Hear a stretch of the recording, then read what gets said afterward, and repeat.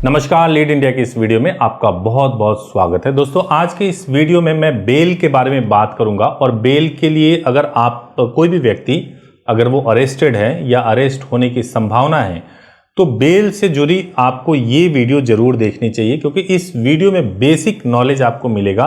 Bell मिलता कैसे है, कैसे हमें अप्लाई करना चाहिए, कोर्ट में कैसे जाना चाहिए, आपको बेसिक समझ में आ जाएगा। अगर तो आप किसी भी एडवोकेट से बात करेंगे तो एटलीस्ट आपके पास इतना तो नॉलेज रहेगा कि कोई आपको बेवकूफ़ नहीं बना पाएगा।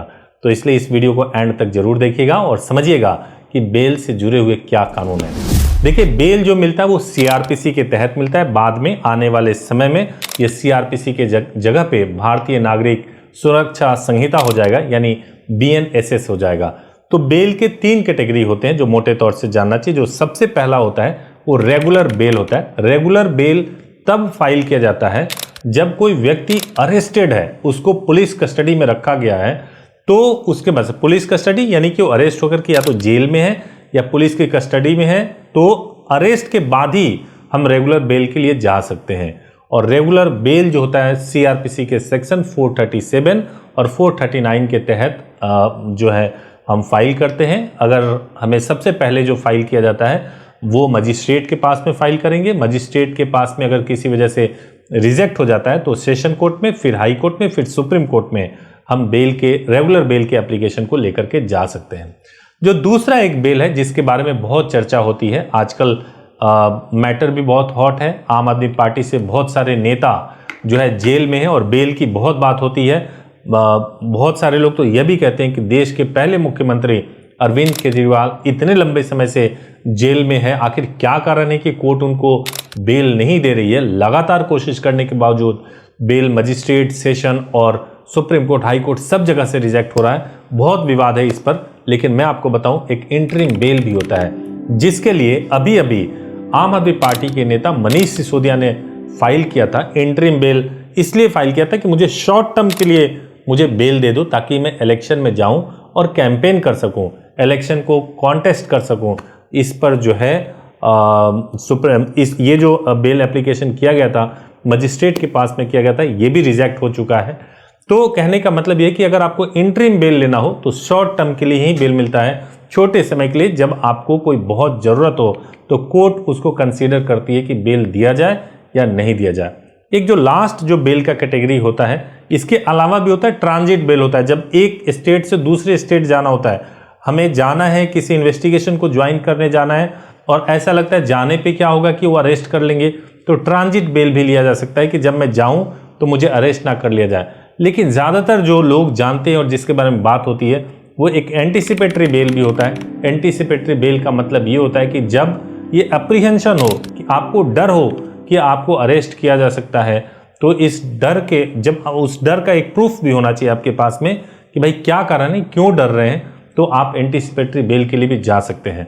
और एंटीसिपेटरी बेल आपको सीआरपीसी के सेक्शन 438 के तहत आप कोर्ट में जा करके आप बेल की डिमांड कर सकते हैं। अगर आपको बेल मिल गया, उसके बाद से आपको इन्वेस्टिगेशन ज्वाइन करना है, आपको पुलिस अरेस्ट नहीं करेगी। अब यह है कि बेल लेने के लिए ग्राउंड्स क्या होने चाहिए, किस ग्राउंड पे हम जाएं तो बेल मिलेगा। तो जब मैं बेल की बात कर रहा हूं या ग्राउंड की बात कर रहा हूं, तो आप 2 चीज आपको बहुत जरूरी है समझना कि बेलेबल सेक्शन में क्या होगा, नॉन बेलेबल सेक्शन में क्या होगा। अब मैं बात करने जा रहा हूं कि अगर आपके ऊपर जो मुकदमा किया गया, जो एफआईआर किया गया है या होने वाला है, अगर वो बेलेबल सेक्शन में है, बेलेबल ऑफेंसेस में अगर मुकदमा हुआ है, तो आपको बेल मिलने के क्या चांसेस हैं। देखिए, सबसे पहली बात तो यह है कि सेक्शन 436 सीआरपीसी है। 436 सीआरपीसी जो है वो ये कहता है कि आपके पास ये बिलीव करने का सफिशिएंट रीजन होना चाहिए कि जो अक्यूज पर्सन है उसने ऑफेंस कमिट नहीं किया है। अगर ये कोर्ट के पास में अगर ये बिलीव करने का सफिशिएंट रीजन है कि अक्यूज के पास में, मतलब अक्यूज का जो ऑफेंस है और जो एविडेंस है उसको देख करके ऐसा लग रहा है कि हो सकता है कि अक्यूज ने ये क्राइम नहीं किया हो, ये ऑफेंस नहीं किया हो, तो बेल मिलने के पूरे चांसेस होते हैं। दूसरा, there is a sufficient reason to conduct further inquiry in the matter. अगर मान लीजिए कि ये लगता है कि भाई इस मैटर में जो बेलेबल ऑफेंस है, लेकिन इसमें इंक्वायरी कंडक्ट किया जाना चाहिए, मालूम किया जाना चाहिए कि क्या हुआ है क्या नहीं हुआ है। अगर ऐसा कोई सिनेरियो बनता है तो उसमें बेल मिल जाएगा, बेल मिलने के चांसेस होते हैं। आप इंक्वायरी कंडक्ट करो, अक्यूज को बेल पे बाहर रहने दो, ऐसा भी कोर्ट से रिक्वेस्ट करके बेल लिया जा सकता है। एक और जो चीज होता है, जैसे मान लेते हैं कि आपके ऊपर जो सेक्शन लगाया गया है वो बेलेबल ऑफेंस के सेक्शन तो लगाए गए हैं, लेकिन आप कहीं पहले से किसी डेथ वाले मामले में जिसमें लाइफ इंप्रिजमेंट हो सकता है, जिसमें डेथ पेनल्टी मिल सकता है, उस तरह के मामले में आप अक्यूज तो नहीं है, या ऐसे किसी मामले में अक्यूज तो नहीं है जिसमें 10 साल तक की सजा हो सकती है। मतलब एक ही व्यक्ति पे 4 या 5 भी तो मुकदमे हो सकते हैं। एक मुकदमे में आप पे लाइफ इंप्रिजमेंट लग सकता है और दूसरा मुकदमा जो आपके खिलाफ लिखा गया वो बेलेबल ऑफेंस है, तो उसमें भी देखा जाएगा कि आपका जो हिस्ट्री है, जो आपने जो हिस्ट्री है वो किस तरीके का हिस्ट्री है, उसके बेसिस पर भी डिसाइड होता है कि आपको बेल मिले या ना मिले। अब सबके दिमाग में आता है कि भाई बेलेबल ऑफेंस में अगर ये बात है तो नॉन बेलेबल अगर हो जाए तब कैसे होगा। तो सीआरपीसी का सेक्शन 437 ही डील करता है नॉन बेलेबल ऑफेंस के बारे में कि नॉन बेलेबल ऑफेंस कब मिल सकता है। तो नॉन बेलेबल ऑफेंस में जो सबसे पहली बात होती है वो ये होती है कि सब जो अक्यूज पर्सन है क्या वो कोई विमेन और चाइल्ड तो नहीं है। अगर विमेन और चाइल्ड है तो नॉन बेलेबल ऑफेंस में जो है उनको बेल मिलने के चांसेस ज्यादा बढ़ जाते हैं। दूसरा पॉइंट जो होता है कि क्या लैक ऑफ एविडेंस ऐसा तो नहीं है जो ये साफ साफ बताता हो कि भाई ये जो क्राइम है या जिसमें जो अक्यूज है उसके इन्वॉल्वमेंट के चांसेस बहुत कम है, तो नॉन बेलेबल में भी बेल मिलने की संभावना होती है। तीसरा जो चीज है, जो बहुत इंपॉर्टेंट चीज होता है कि एफआईआर जो लिखा गया वो नॉन बेलेबल ऑफेंस में तो लिखा गया, लेकिन बहुत डिले करके लिखा गया, बहुत लेट करके लिखा गया। तो बहुत डिलेड एफआईआर के ग्राउंड पर भी नॉन बेलेबल सेक्शन में बेल के लिए कोर्ट से प्रेयर किया जा सकता है और उस पर भी हमें बेल मिल सकता है।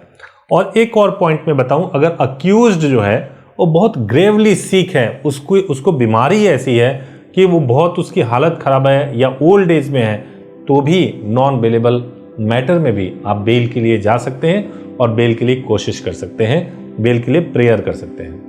अब ये तो बात हो गई अक्यूज को रिलीफ मिलने की, लेकिन ऐसा भी तो होता है अक्यूज को रिलीफ मिल गया लेकिन विक्टिम बहुत परेशान है, तो विक्टिम सोचते हैं कि भैया ये बेल का कैंसिलेशन कैसे कराएं।